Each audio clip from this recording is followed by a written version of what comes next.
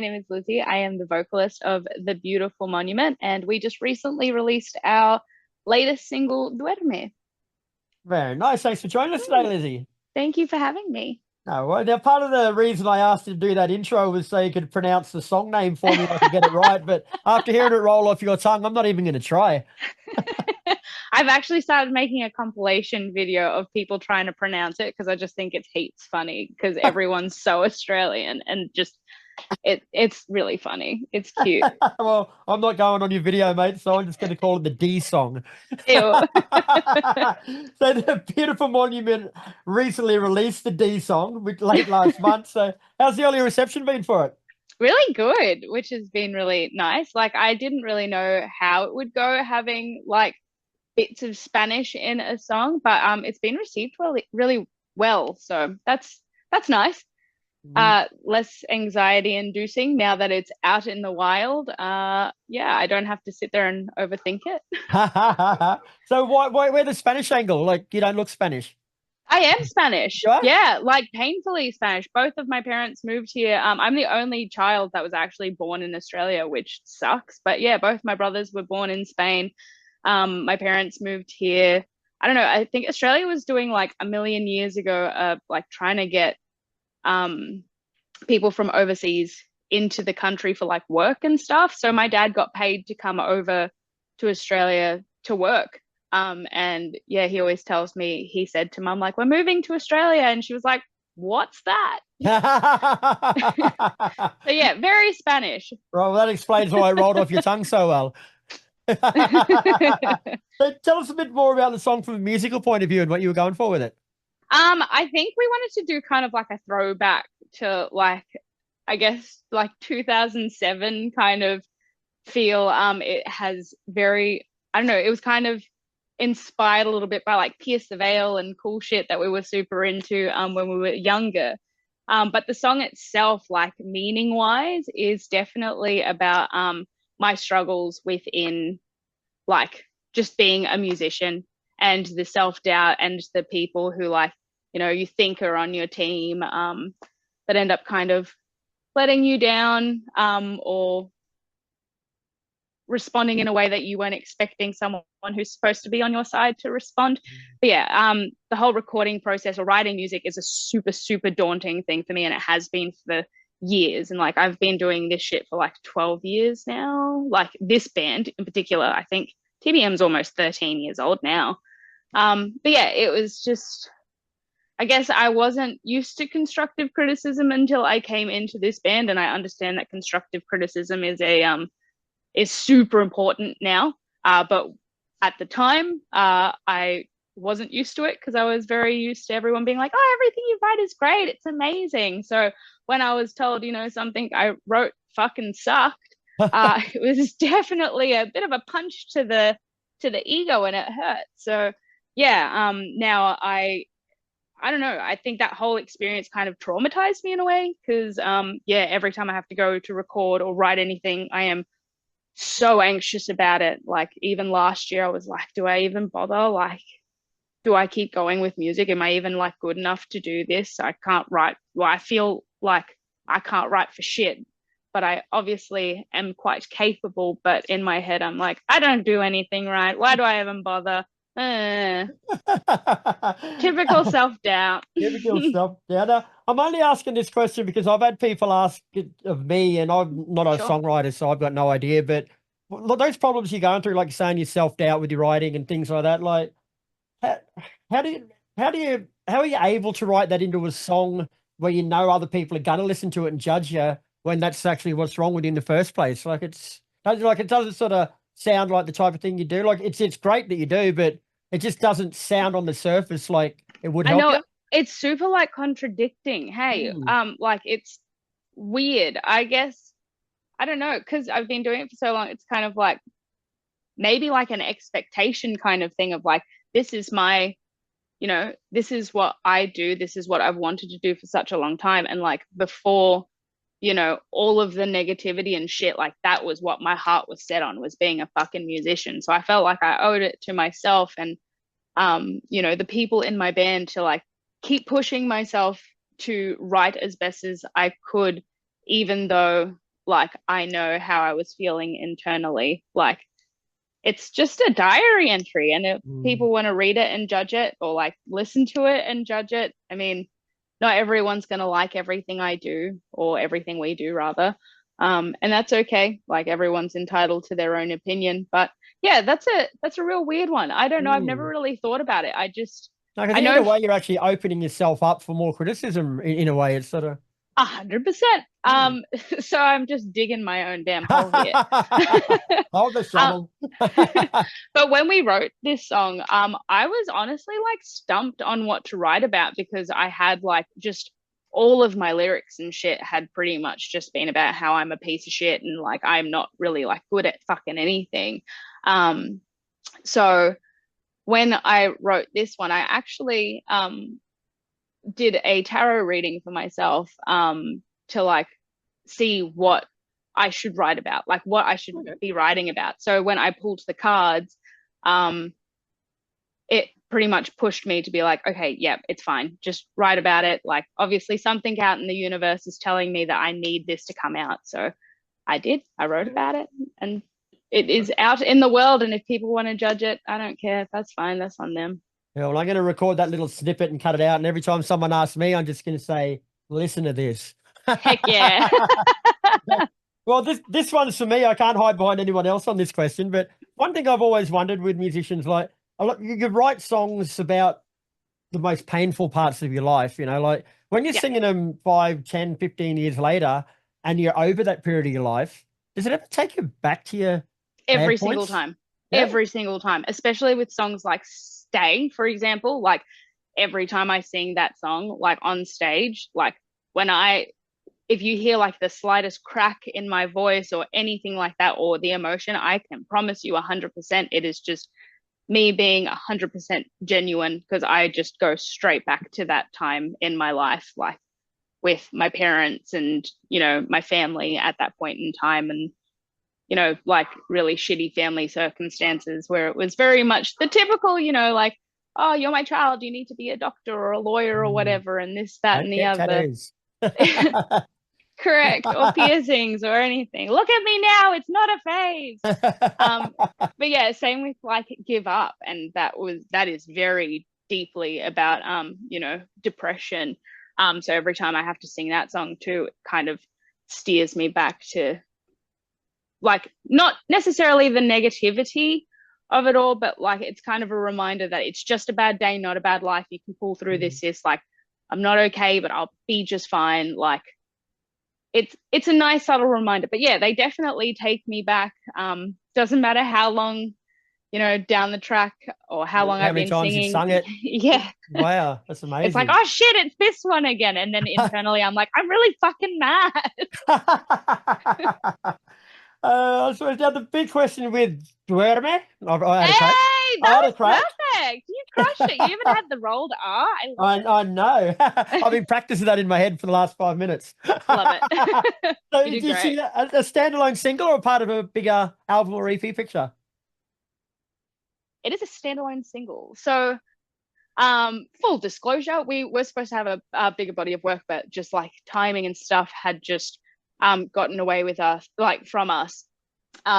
So it will just be a standalone, just due to, I guess, how long ago we'd sort of recorded it and stuff.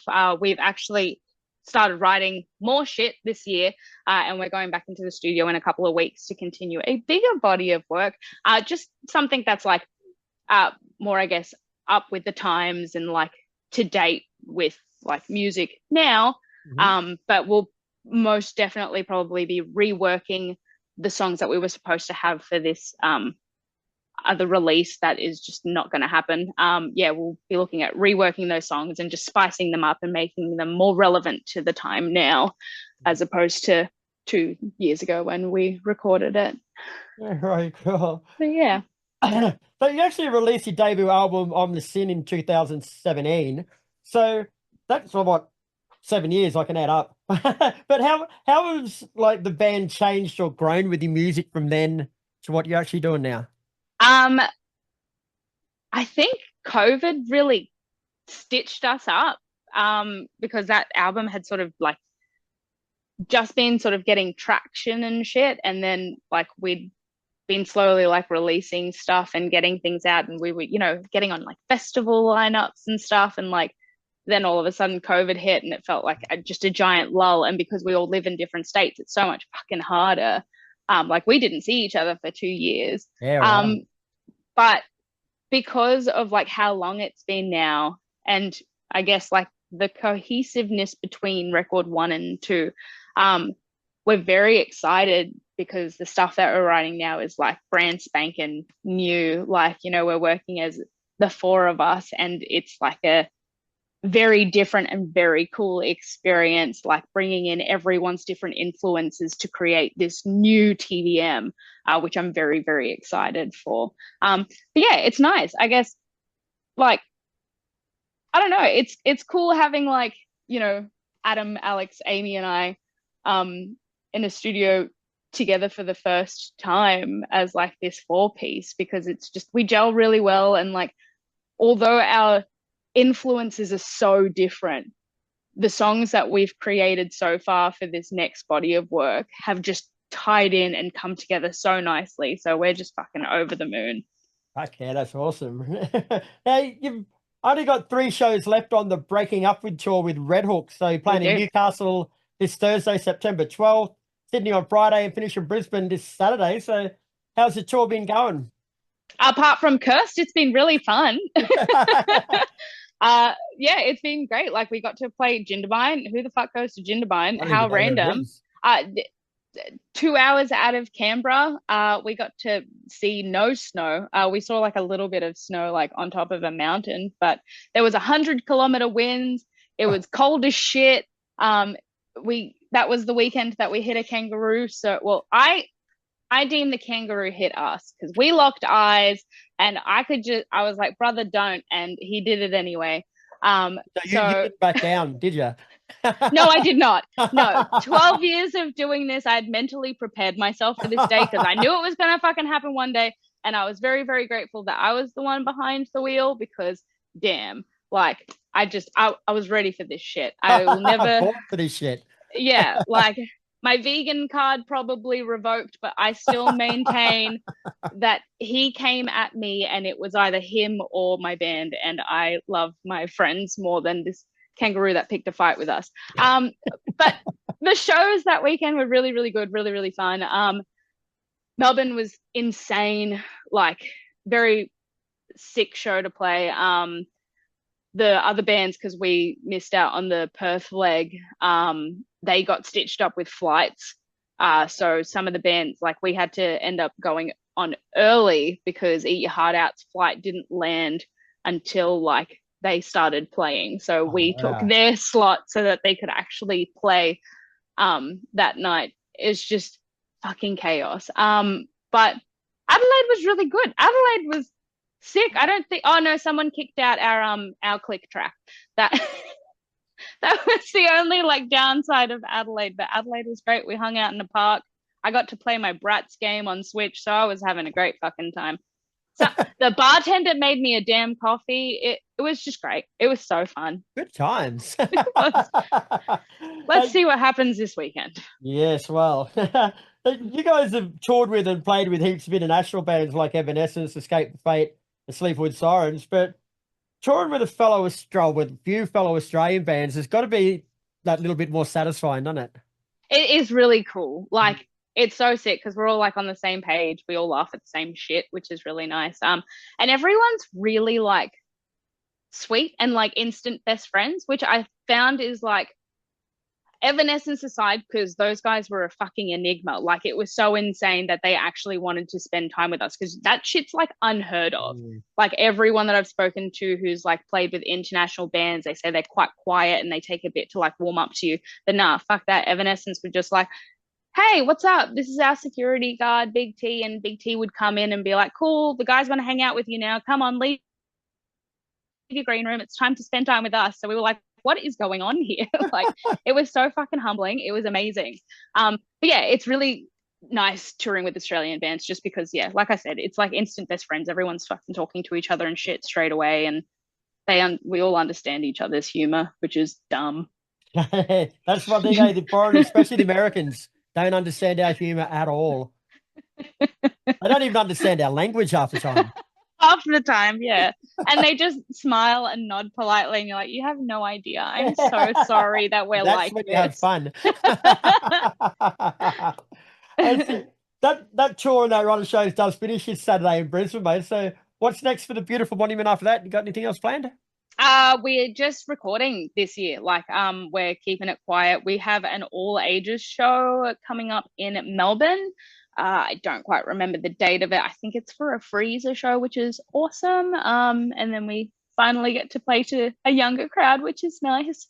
But yeah, just recording, working on, like, just focusing on getting this new music like finished so that we can have a bigger body of work out for everyone next year. So yeah, all exciting. Nice. Now, before we let you go, I started up a new little thing where I dig into people's Facebooks or bands' Facebooks accounts before I speak to them. I find a couple of photos that I'm going to flash up on the screen and tell me what's going on here, okay? There's nothing too bad. There wasn't actually that much to find on you guys, to be honest, but I found this one. It's what's going on there? Before every show, we always stretch. And we have like a little group stretch session. I don't know if you can see, I'm actually holding Amy's boob. She's my wife. It's okay. But yeah, we always do group stretches, and then Alex, every time before a show, she will, like, they'll always give us a pep talk and be like, you're the best, like, we're gonna fucking smash this. And it's just great. Alex is the best fucking hype man ever. Like, it's so good. But yeah, that's just stretching before a show, you know, head banging and shit. Competitions to see you can keep the leg up the longest? No, but I might start. Might have That's not a bad one, eh? Nah, get some free money that we don't have. Well, that sort of leads into the next one because it explains why you are stretching. Like, how the hell can you play a bass and kick your leg that high at the same time while banging your head? I don't know. I am perpetually just so impressed by Amy's high kicks. Yeah, that's awesome. There's so many photos with someone in your band kicking. It's just, like, yeah, we got the high kicks happening. Well, we have fun with it. It's fun. No wonder hers are the most impressive. It looks like he could do some damage pretty quick. Correct. I don't think I can kick my leg that high though. Like, I do kickies, but like not that high of a kicky. I can kick the shit out of your shins, but I ain't going any higher than that. Correct. Anything higher is sports, as far as I'm concerned, and I am not that guy. I'm not a sports guy. Hell no.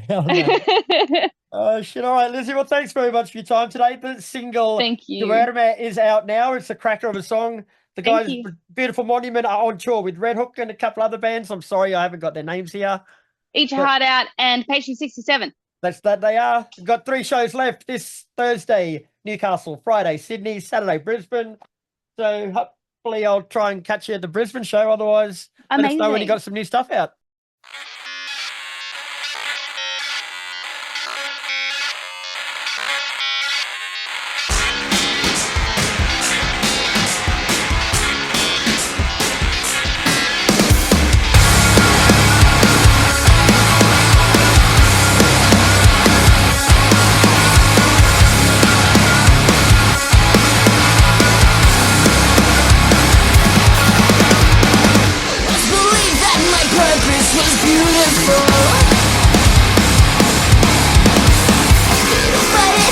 I'm just delusional.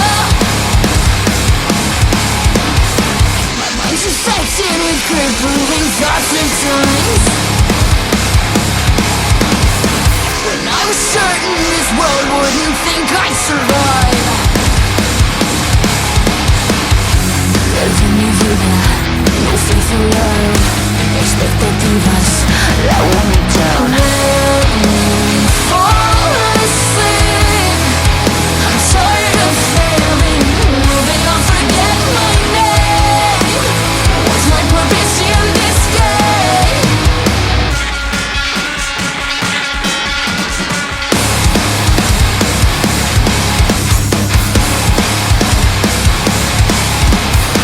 Olvida lo is not something I comprehend.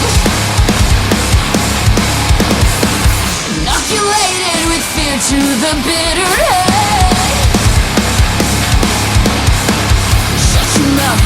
Sorting the